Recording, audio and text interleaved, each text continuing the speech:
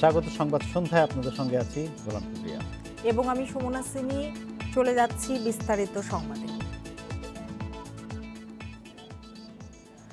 আগামী এপ্রিল-মে নাগাদ রোহিঙ্গা প্রত্যাবাসন শুরুর ব্যাপারে আশাবাদী বাংলাদেশ। ফেব্রুয়ারির শুরুতেই হবে ঢাকা নেপিদো ওয়ার্কিং গ্রুপের মিটিং। ঢাকায় বাংলাদেশ, মিয়ানমার ও চীন ত্রিপক্ষীয় বৈঠক শেষে সংবাদ সম্মেলনে এসব কথা জানান পররাষ্ট্র সচিব মাসুদ বিন মোমেন। তিনি বলেন, রোহিঙ্গাদের নিজ দেশে প্রত্যাবাসনের বিষয়ে সব পক্ষই আগ্রহী। বৈঠকে রোহিঙ্গাদের তালিকা যাচাই বাছাইয়ে গতি বাড়াতে মিয়ানমারকে তাগাদা দিয়েছে বাংলাদেশ। বৈঠকে মিয়ানমার তালিকা অনুযায়ী রোহিঙ্গা ফেরানোর কথা বললেও বাংলাদেশের পক্ষ থেকে গ্রামভিত্তিক প্রত্যাবাসনের প্রস্তাব দেওয়া হয়েছে। এছাড়া নতুন কোনো জটিলতা না বাড়িয়ে দুই দেশের মধ্যে দ্বিপক্ষীয় চুক্তির ভিত্তিতে প্রত্যাবাসন প্রক্রিয়া শুরু করতে জোর দেওয়া হয়েছে। তবে এই প্রক্রিয়ায় অন্য কোনো দেশ বা সংস্থা জড়িত থাকার আগ্রহ দেখালে তাদেরকেও যুক্ত করার আগ্রহের কথা জানিয়েছেন পররাষ্ট্র সচিব।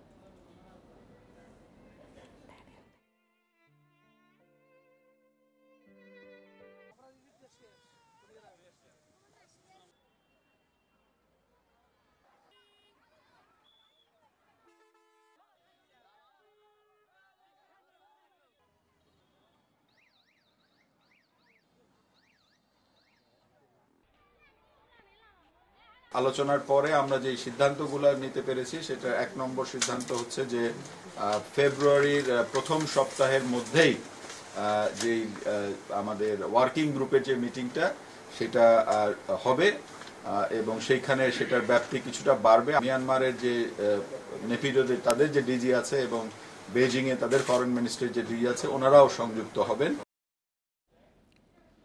দেশে করোনায় আরও 20 জনের মৃত্যু হয়েছে, এর মধ্যে পুরুষ 14 জন এবং নারী 6 জন। এ নিয়ে মোট প্রাণহানি হল 7,942 জনের। 199টি ল্যাবে 24 ঘন্টায় 15,097 নমুনা পরীক্ষায় করোনা শনাক্ত হয়েছে 702 জনের। পরীক্ষা বিবেচনায় শনাক্তের হার 4.65%। মঙ্গলবার স্বাস্থ্য অধিদপ্তরের বিজ্ঞপ্তিতে জানানো হয়, দেশে মোট করোনা আক্রান্তের সংখ্যা দাঁড়ালো 5,29,031 জনে। সুস্থ হয়েছেন আরও 682 জন। এ নিয়ে মোট সুস্থ 4,73,855 জন।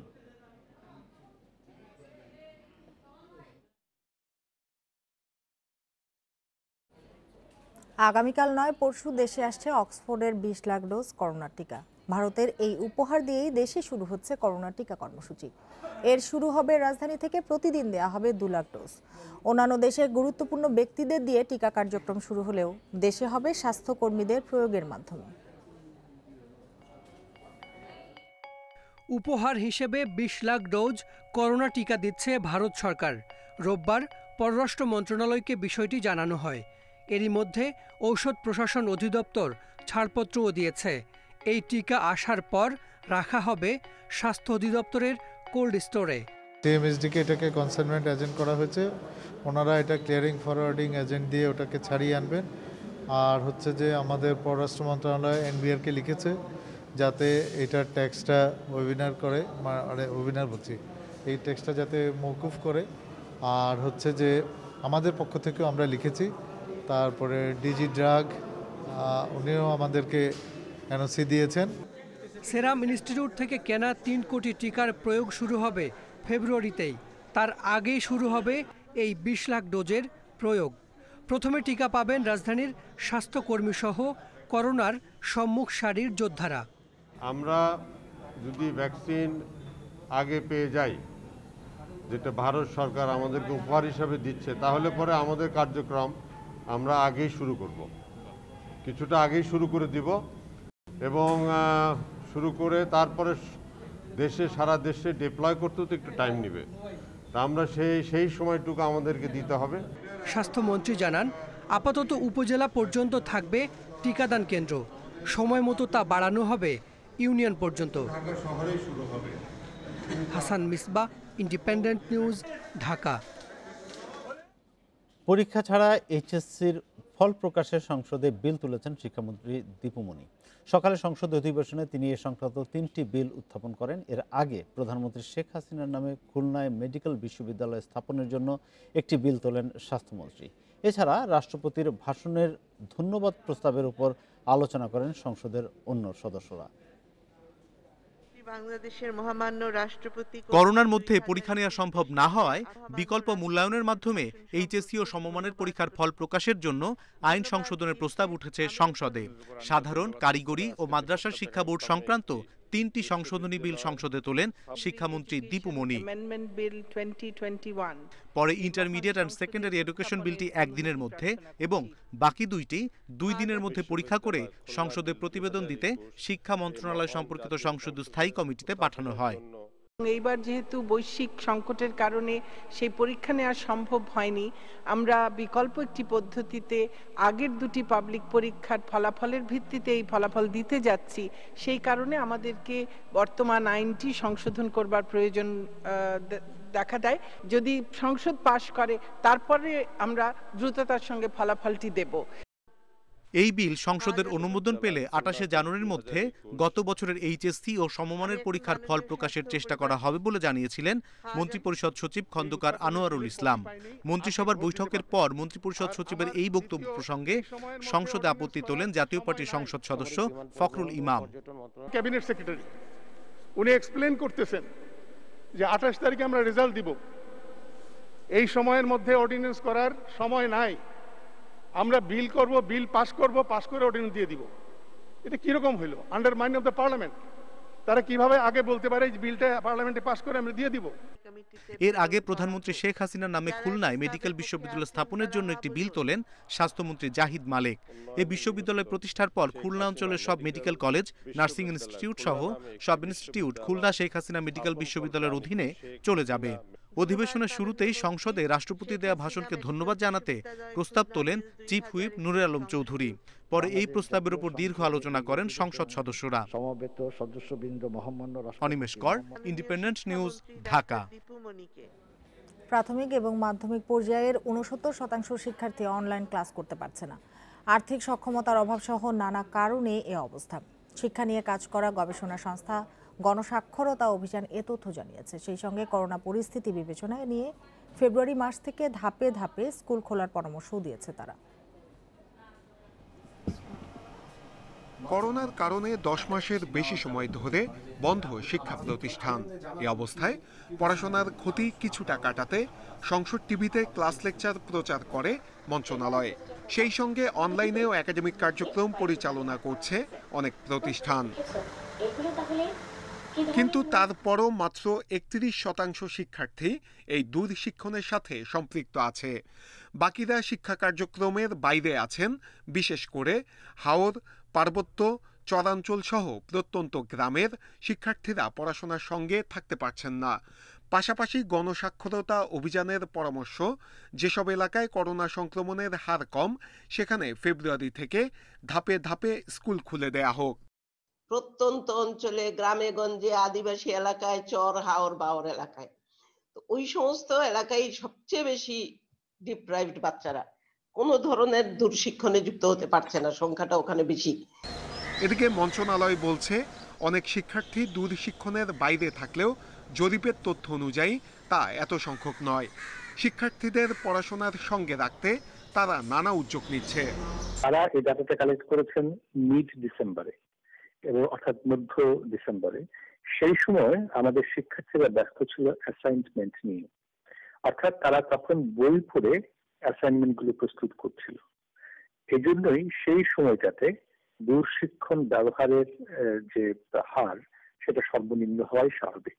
তারা যেভাবে গবেষণা করেছেন সংখ্যায় আমার সাথে অমিল হতে পারে। আমাদের দুর্গম অঞ্চল, প্রত্যন্ত অঞ্চল, যে হাওড় বাওড়, নদী নালা, এই সমস্ত অঞ্চল সকলের কাছে হয়তো ভালো মোবাইল নেই। দ্রুত সম্ভব মোবাইলেই ব্যবস্থা করে দিতে চাচ্ছি।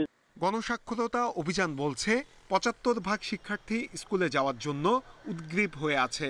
তবে মন্ত্রণালয় বলছে করোনা পরিস্থিতি স্বাভাবিক হলেই স্কুল খোলা হবে, সে অনুযায়ী প্রস্তুতিও নেওয়া হচ্ছে। নূরে আলম, ইন্ডিপেন্ডেন্ট নিউজ, ঢাকা। সংবাদ সন্ধ্যায় এ পর্যায়ে নিচ্ছি বিরতি। ফিরবো অন্যান্য প্রসঙ্গ নিয়ে।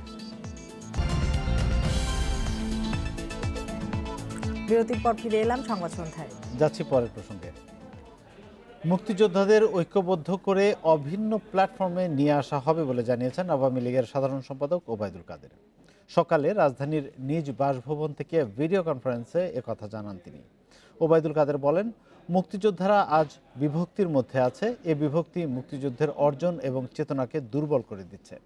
দুঃখজনক হলেও সত্য, স্বাধীনতার 50 বছরেও সাম্প্রদায়িক শক্তি দেশবিরোধী ষড়যন্ত্র এবং চক্রান্তে লিপ্ত।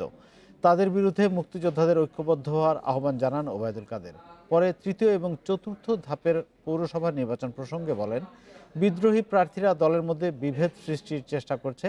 এ অবস্থা থেকে তাদের দ্রুত সরে দাঁড়াতে হবে। দলের স্বার্থে সবাইকে নৌকার পক্ষে এক হয়ে কাজ করার আহ্বান জানিয়ে ওবায়দুল কাদের বলেন, বিদ্রোহী প্রার্থীদের ভবিষ্যতে কোনো ছাড় দেওয়া হবে না। এ সময় বিএনপি প্রসঙ্গে বলেন, জনগণের কাছ থেকে বারবার প্রত্যাখ্যাত হয়ে তারা নানা প্রতারণা এবং চাতুর্যের আশ্রয় নিচ্ছে।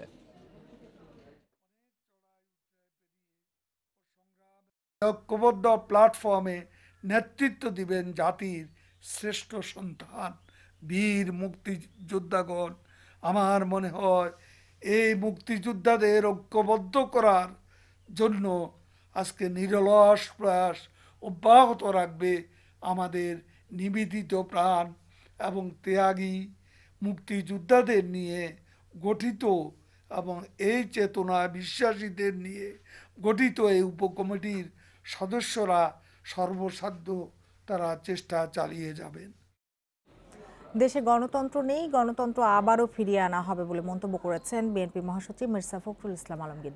সকালে সাবেক রাষ্ট্রপতি ও বিএনপির প্রতিষ্ঠাতা জিয়াউর রহমানের জন্মদিন উপলক্ষে তার কবরে শ্রদ্ধা নিবেদন শেষে এ মন্তব্য করেন তিনি। মির্জা ফখরুল বলেন, দেশে বহুদলীয় গণতন্ত্র প্রতিষ্ঠায় জিয়াউর রহমানের অবদান অনেক। তিনি জাতিকে স্বাধীনতায় অনুপ্রাণিত করেছিলেন। পরে বিএনপির রাজনৈতিক বিপর্যস্ত অবস্থার কথা উল্লেখ করে বলেন, এই অবস্থা থেকে শিগগিরই ঘুরে দাঁড়াবে বিএনপি। এর আগে সকালে জিয়াউর রহমানের 85তম জন্মবার্ষিকী উপলক্ষে রাজধানী শের-ই-বাংলা নগরে তার সমাধিতে শ্রদ্ধা জানান দলের কেন্দ্রীয় নেতারা। পরে তারা ফাতিহা পাঠ ও মোনাজাতে অংশ নেন। এর আগে ভোরে রাজধানীর নয়াপল্টনে দলের কেন্দ্রীয় কার্যালয়ে জাতীয় পতাকার পাশাপাশি দলীয় পতাকা উত্তোলন করা হয়।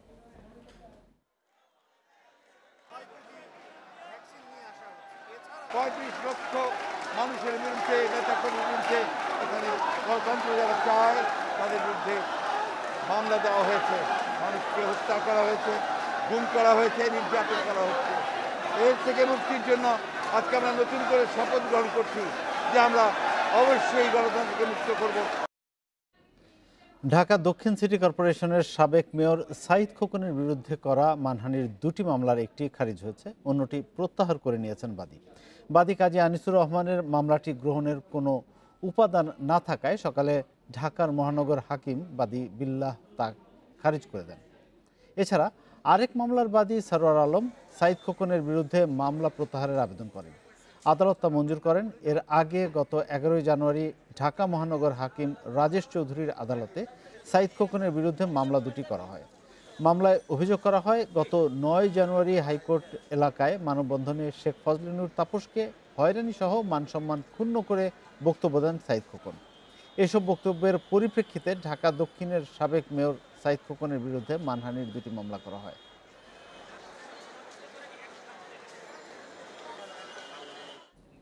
সব সংস্থার তদারকির অভাবে বারবার মানব পাচারের মতো অপরাধ ঘটছে বলে জানিয়েছে সিআইডি। আন্তর্জাতিক মানব পাচারকারী চক্রের 2 সদস্যকে গ্রেপ্তারের পর সংবাদ সম্মেলনে কথা বলেছে সংস্থাটি। পাচারের শিকার 5 জনকে উদ্ধার করা হয়েছে। এদিকে সমবায় সমিতির নামে ক্ষুদ্র আয়ের লোকজনের সাথে প্রতারণা করে টাকা আত্মসাৎকারী চক্রের 2 সদস্যকেও গ্রেপ্তার করেছে সিআইডি। সিআইডির অভিযানে গ্রেপ্তার আব্দুল আলিম ও কবির আহমেদের বিরুদ্ধে অভিযোগ, আন্তর্জাতিক মানব পাচার চক্রের এজেন্ট হিসেবে কাজ করত তারা। মানুষকে বিদেশে পাঠানোর কথা বলে দিত জাল ভিসা। সিআইডি বলছে, চেক রিপাবলিকে নেয়ার কথা বলে 5 জনকে নেওয়া হয়েছিল ভারতে।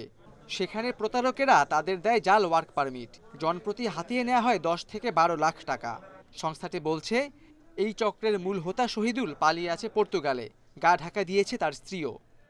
মুসলিমা খানম সে এই দেশ থেকে ক্লায়েন্ট যারা বিদেশগামী বিদেশ ইচ্ছুক যেতে ইচ্ছুক তাদেরকে সংগ্রহ করত এবং ভুয়া ওয়ার্ক পারমিট পাঠায় তাদেরকে চাকরির প্রলোভন দেখায়, বিপুল অঙ্কের টাকা নিয়ে তাদেরকে ইন্ডিয়ায় নিয়ে যেত। এদিকে নারায়ণগঞ্জের রূপগঞ্জ থেকে রূপসী বাংলা শ্রমজীবী সমবায় সমিতি লিমিটেড নামের একটি সমিতি খুলে প্রতারণার অভিযোগে 2 জনকে গ্রেপ্তার করেছে সিআইডি। তারা অধিক মুনাফার লোভ দেখিয়ে শতাধিক মানুষের কাছ থেকে বিপুল পরিমাণ টাকা আমানত নিয়ে আত্মসাৎ করেছে। সংস্থাটি জানায় চক্রটি বিশ্বস্ততা অর্জনের জন্য প্রথম দিকে কয়েকজনকে মুনাফাও দিয়েছে। এটা আসলে মানে একদম প্রান্তিক লেভেলে গরিব মানুষের টাকা নিয়ে তারা এটা করছে এবং এখানে কিন্তু খুব বেশি লাভ দেখানো হয়নি, মোটামুটি লাভ দেখানো হয়েছে, কিন্তু টাকাটা নেওয়ার পরে তাদের অফিস বন্ধ করে চলে গেছে। কোনো প্রতিষ্ঠান অস্বাভাবিক মুনাফার লোভ দেখালে সেখানে বিনিয়োগ না করার পরামর্শ দেন এই কর্মকর্তা। অবস্থান করছেন এবং তার স্ত্রী খালেদ রায়হান, ইন্ডিপেন্ডেন্ট নিউজ, ঢাকা। রাজধানীর বিমানবন্দরের কাছে বাস চাপায় মোটরসাইকেল আরোহী দম্পতি নিহতের ঘটনায় ওই বাসের চালককে আটক করেছে সিআইডি। তসিকুল ইসলাম নামের ওই চালককে সোমবার রাতে গাজীপুর থেকে গ্রেপ্তার করা হয়। সিআইডি জানায়, সোমবার সকাল 7টার দিকে বিমানবন্দরের সামনে আজমেরি গ্লোরি পরিবহনের বাসের চাপায় মোটরসাইকেল আরোহী আকাশ ইকবাল এবং তার স্ত্রী মায়া হাজারিকা নিহত হন। বাস জব্দ করা হলেও চালক এবং তার সহকারী পালিয়ে যায়। গ্রেপ্তারকৃত চালক প্রাথমিক জিজ্ঞাসাবাদে ঘটনার সাথে সংশ্লিষ্টতার কথা স্বীকার করেছে বলে জানায় সিআইডি। আমি শুরুতেই আপনাদেরকে সিআইডি সদর দপ্তর টেকনোলজি এবং আমাদের সোর্সের মাধ্যমে নিশ্চিত হয়ে বাস চালককে আমরা গ্রেপ্তার করতে সমর্থ হই। আসলে যে অপরাধ করে সে তো কখনো অপরাধের কথা স্বীকার করে না, সে কখনো বলবে না যে আমি এটা তাদেরকে ইচ্ছা করে ধাক্কা দিয়ে ফেলে মানে করে দিয়েছি, এটা তো বলবে না কখনো। তো আমরা তদন্তের পর্যায়ে আছে। সংবাদ সন্ধ্যায় আবারও একটু বিরতি, ফিরে এসে অন্যান্য খবরের সাথে আরো যা থাকছে। এপ্রিল থেকে রাজধানীতে রুট ভিত্তিক বাস চলাচল জানালেন ডিএসসিসি মেয়র। 42 রুট চালু করতে বাড়বে বাসের সংখ্যা।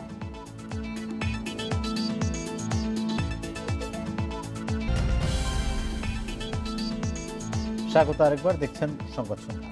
জানাবো আরো কিছু খবর। এপ্রিল থেকেই ঢাকায় রুট ভিত্তিক বাস চলাচল করবে। প্রথম রুট ঠিক করা হয়েছে কেরানীগঞ্জের ঘাটার চর থেকে নারায়ণগঞ্জের কাঁচপুর পর্যন্ত। এরকম 42টি রুট চালু করতে হলে রাজধানীতে বাসের সংখ্যা বাড়বে বলে জানান দক্ষিণের মেয়র তাপস। দুপুরে নগর ভবনে বাস রুট রেশনালাইজেশন কমিটির 15তম সভা শেষে এসব কথা বলেন তিনি।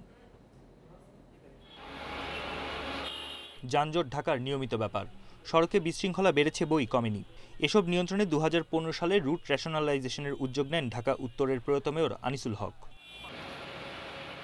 সেটা বাস্তবায়নে বৈঠকের পর বৈঠক করে যাচ্ছে রুট রেশনালাইজেশন কমিটি। উত্তরের মেয়র জানান, প্রাথমিকভাবে ঘাটার চর থেকে মতিঝিল পর্যন্ত একই রঙের বাস চালানোর কথা থাকলেও এখন কাঁচপুর পর্যন্ত রুট করার সিদ্ধান্ত হয়েছে। বাস মালিকদের সাথে কথা বলে আমরা টোটাল এটাকে আমরা নিয়ে যাচ্ছি হলো ঘাটার চর থেকে আমরা কাঁচপুর পর্যন্ত নিয়ে যাচ্ছি এক। আর আমাদের ঢাকা উত্তর সিটি কর্পোরেশন ও দক্ষিণ সিটি কর্পোরেশনের প্রায় 34টি জায়গা নির্ধারণ করা হয়েছে, যেখানে কিছু কিছু জায়গায় বাস বে হবে এবং কিছু কিছু জায়গায় আমাদের বাস স্টপেজ হবে। এখন রাজধানীতে 291টি রুটে বাস চলাচল করে, সেটি 42 রুটে 22 কোম্পানির বাস চালানোর সিদ্ধান্ত নেওয়া হয়েছে। আর মোট বাসের সংখ্যা হবে 9000-এর বেশি। তবে বাস সংখ্যা আরও বাড়বে বলে জানিয়েছেন দক্ষিণ ঢাকার মেয়র। অনানুষ্ঠানিক আলাপ করেছি, আমরা সেই প্রেক্ষিতে একটি চিঠি আমরা দিব যাতে করে প্রাথমিকভাবে 100 কোটি টাকার মতো একটি বরাদ্দ নির্ধারণ করা যায়, যাতে করে যে বাসগুলো এই রুটগুলোতে চলবে সেগুলো আধুনিকায়ন করার জন্য যেই খরচ হবে, যেই বিনিয়োগটা প্রয়োজন হবে, সেই বিনিয়োগটা যেন তারা সেখান থেকে করতে পারে। এছাড়া আন্তজেলা বাস টার্মিনালগুলোর জন্য বিরুলিয়া, উত্তর কাঁচপুর, হেমায়েতপুর ও কেরানীগঞ্জে 4টি বাস টার্মিনাল করার সিদ্ধান্ত নেওয়া হয়েছে। বন ইবনে কামাল, ইন্ডিপেন্ডেন্ট নিউজ, ঢাকা। গোপন সংবাদের ভিত্তিতে পুরান ঢাকার উর্দু রোড থেকে 13 ট্রাক প্লাস্টিক তৈরির কাঁচামাল পিপি দানা জব্দ করেছে জাতীয় রাজস্ব বোর্ডের কাস্টম গোয়েন্দা ও তদন্ত অধিদপ্তর। কর্মকর্তারা জানিয়েছেন, শুল্কমুক্ত সুবিধার এসব পণ্য খোলা বাজারে বিক্রি করা হচ্ছিল। প্রাথমিক তদন্তে জানা গেছে, এর মালিক নীলফামারীর উত্তরা ইপিজেডের কারখানা ও ঢাকার একটি রপ্তানিমুখী প্রতিষ্ঠান।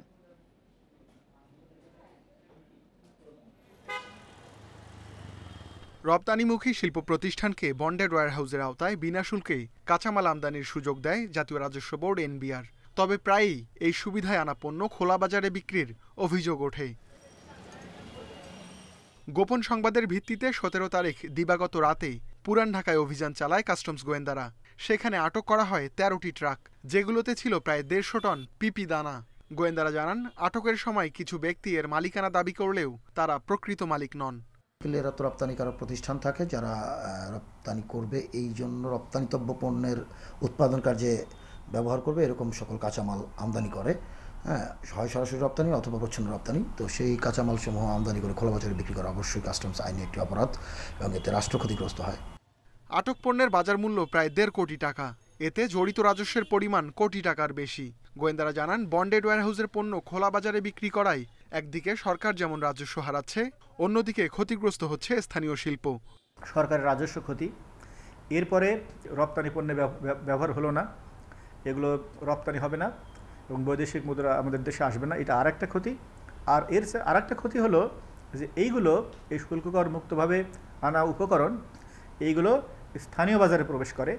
স্থানীয় বাজারে প্রবেশ করার ফলে স্থানীয় যে শিল্প, সেই শিল্প তাদের সাথে প্রতিযোগিতায় টিকে থাকতে পারে না।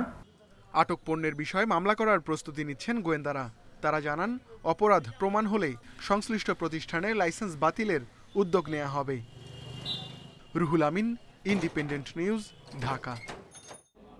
কেডিএস গ্রুপ একের পর এক মিথ্যা ও বিভ্রান্তিমূলক মামলা করেছে, এমন অভিযোগ এনে এসব থেকে মুক্তি চেয়েছেন প্রতিষ্ঠানটির সাবেক নির্বাহী পরিচালক মনির হোসেন খান এবং তার পরিবার। আগামীতে আইনজীবীর পরামর্শে কেডিএস গ্রুপের বিরুদ্ধে মামলা করার কথাও জানান মনির। মঙ্গলবার চট্টগ্রাম প্রেস ক্লাব মিলনায়তনে আয়োজিত সংবাদ সম্মেলনে এসব কথা জানানো হয়। তার বিরুদ্ধে আনা অভিযোগ সত্য নয় দাবি করে মনির হোসেন জানান, চাকরিকালীন তার বিরুদ্ধে কোনো ধরনের অনিয়মের অভিযোগ আসেনি। 2007 সালে কেডিএস গ্রুপের নির্বাহী পরিচালক পদে যোগ দেন মনির হোসেন খান। তিনি দাবি করেন 2018 সালে অন্যায় ঘটনার শিকার হয়ে চাকরি ছাড়েন। এর জেরে তার বিরুদ্ধে 26টি ফৌজদারি ও 2টি দেওয়ানি মামলা করে কেডিএস গ্রুপ। আনা হয় 600 কোটি টাকা আত্মসাতের অভিযোগ।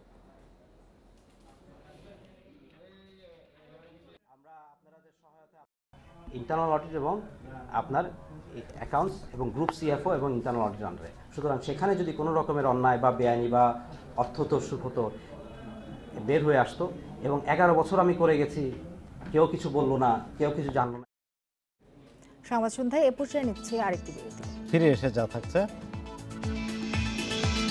মানিকগঞ্জের সাবেক ইউপি সদস্য আশরাফ হত্যা মামলায় 5 জনের মৃত্যুদণ্ড, বেকসুর খালাস 13 জন।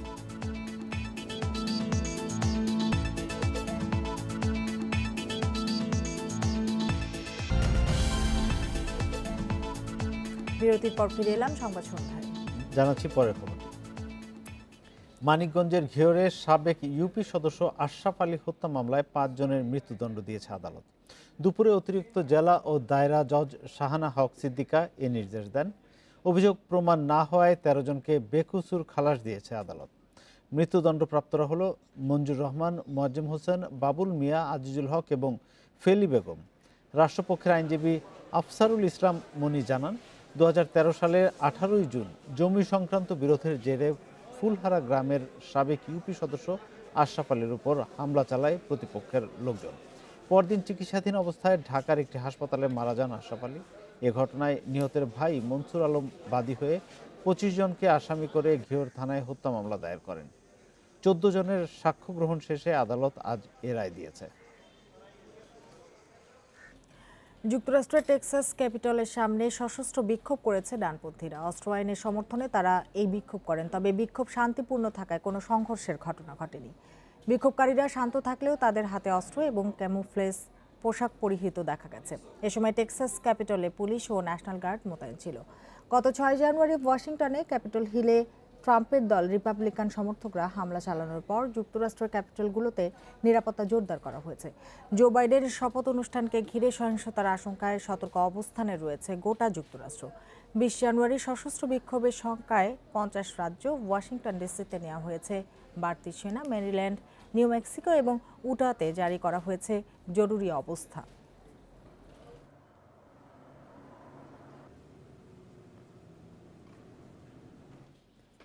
অপেক্ষার পালা শেষ, আন্তর্জাতিক ক্রিকেটে ফিরছে বাংলাদেশ।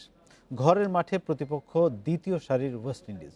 এই সিরিজ দিয়েই শুরু হচ্ছে টাইগারদের 2023 বিশ্বকাপ মিশন। অধিনায়ক তামিমের লক্ষ্য ধারাবাহিকতা আর দলের সাফল্য।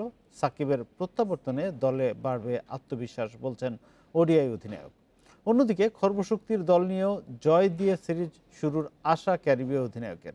ম্যাচ শুরু সকাল 11:30টায়। কুয়াশার চাদর সরে যাবার আগেই শেরে বাংলায় টিম টাইগার্স। আন্তর্জাতিক ক্রিকেটে ফেরার রোমাঞ্চ তামিম সাকিবদের। অন্যবারের চেয়ে এবারের প্রেক্ষাপট ভিন্ন। লম্বা বিরতির পর মাঠে ফেরার আনন্দ, একই সাথে 2023 বিশ্বকাপের প্রস্তুতির প্রথম ধাপ। জয় দিয়ে সিরিজ শুরুর চ্যালেঞ্জ তামিমের। অধিনায়কত্বের চাপ না নিয়ে বরং উপভোগের মন্ত্রে ব্যক্তিগত পারফরমেন্সেও বাড়তি দায়িত্ব তাঁর। To start well is very important, and then যদি ভালো অবশ্যই করি, and if we take all the boxes, why not? We'll think about the series later, but let's focus on the game. আমার কাছে মনে হয় যে with time you will understand, or people will understand, and আমিও আরো ভালো করতে পারবো যে which way I'm going. নতুন বছরে নতুনের আবাহন রাসেল ডোমিঙ্গোর। ভবিষ্যৎ পরিকল্পনার অংশ হিসেবে উইন্ডিজ সিরিজ দিয়ে পরীক্ষা নিরীক্ষায় যাচ্ছেন হেড কোচ। সাকিবকে 4-এ খেলানোর ঝুঁকি নিচ্ছে বাংলাদেশ।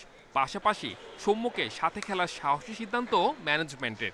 তবে দুই পক্ষের সম্মতিতে সবটাই হয়েছে জানান Tamim. He has no issues, he understands.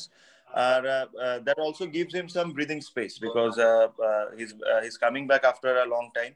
সৌম্যকে আমরা এই কথাটা বলেছি অলমোস্ট প্রেসিডেন্ট কাপের আগে, that this one position that we will like you to bat, get ready mentally and skillfully. So this is not a surprise for anyone. নানা জটিলতা পেরিয়ে বাংলাদেশে আসে উইন্ডিজ। তবে সফরে দলের গুরুত্বপূর্ণ ক্রিকেটারদের অনুপস্থিতি শুরু থেকেই খর্বশক্তির তকমা দিয়েছে সফরকারীদের। এরপরও তরুণ দলটা নিয়ে লড়াইয়ের আত্মবিশ্বাস জেসন মোহাম্মদের কণ্ঠে। সফরকারীরা দ্বিতীয় সারির বলে অ্যাডভান্টেজ বাংলাদেশের পক্ষেই থাকবে, তবে নিজেদের ব্র্যান্ড অফ ক্রিকেটেই মনোযোগ তামিমের। ঠিক 314 দিন পর আন্তর্জাতিক ক্রিকেটে ফিরছে বাংলাদেশ। শতভাগ বায়ুবাবল নিশ্চিতের পরই উইন্ডিজকে বাংলা আনতে পেরেছে বিসিবি। করোনার মধ্যে বছর জুড়ে সিরিজ আয়োজনে অন্য দেশগুলোকে আশ্বস্ত করতে উইন্ডিজ সিরিজটা বিসিবির জন্য কঠিন পরীক্ষা। Saiful Majumdar, independent news, Dhaka. প্রতি বছরের মতো এবারও শেরপুরে শুকনো মৌসুমে ষাঁড়ের মই দৌড় প্রতিযোগিতা অনুষ্ঠিত হয়। ঐতিহ্যবাহী এ প্রতিযোগিতা দেখতে ভিড় করেন নানা বয়সী মানুষ। এই খেলাকে কেন্দ্র করে উৎসবের আমেজ বয়ে যায় এলাকায়। একসময় গ্রামের মানুষের আনন্দ অনুষঙ্গের অংশ ছিল গরুর মই দৌড় প্রতিযোগিতা। কৃষিজীবী ও শ্রমজীবী মানুষরাই খেলার দর্শক আয়োজক ছিল, কিন্তু সময়ের ব্যবধানে আজ খেলাটি বিলুপ্ত প্রায়। আগের মতো আর নিয়মিত আয়োজন না হলেও কমেনি এর জনপ্রিয়তা। যেখানে এই প্রতিযোগিতার আয়োজন করা হোক না কেন, নানা বয়সী মানুষ জড়ো হন তা উপভোগ করতে। চান নিয়মিত আয়োজন। গরুর দৌড় এটা আমাদের পূর্বপুরুষ থেকে চলে আসতেছে, এখন পর্যন্ত আছে। আশা করি আগামী দিনেও এই খেলা এলাকায় থাকবে। এই খেলাটা আমি জীবনই খেলালাম, খেলাটা খেলে আমি শেষ বঙ্গু। হঠাৎ করে আনলাম, শুনলাম যে শ্রীবর্দী পৌরসভাতে এই মই খেলা হয়ে থাকে। হঠাৎ করে আমি আসলাম, আশা দেখি এই খেলা আমার কাছে অনেক ভালো লাগছে।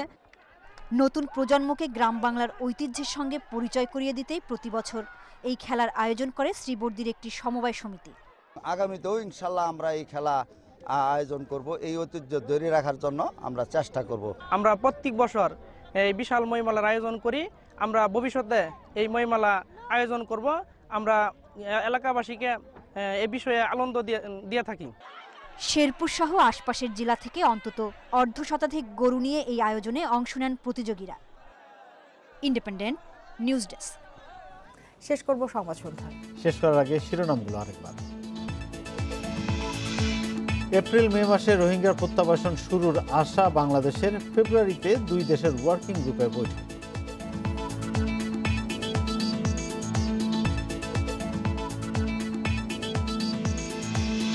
দেশে করোনায় আরও 20 জনের মৃত্যু। পরশু আসবে ভারতের উপহারের 20 লাখ টিকা। প্রয়োগ শুরু ঢাকা থেকে।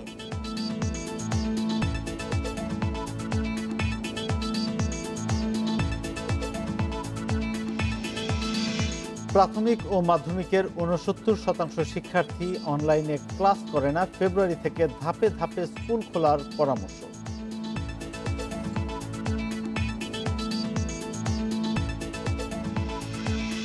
কাল উইন্ডিজ সিরিজ দিয়ে শুরু টাইগারদের বিশ্বকাপ মিশন। তামিমের লক্ষ্য সাফল্য, জয়ের আশা প্রতিপক্ষেরও।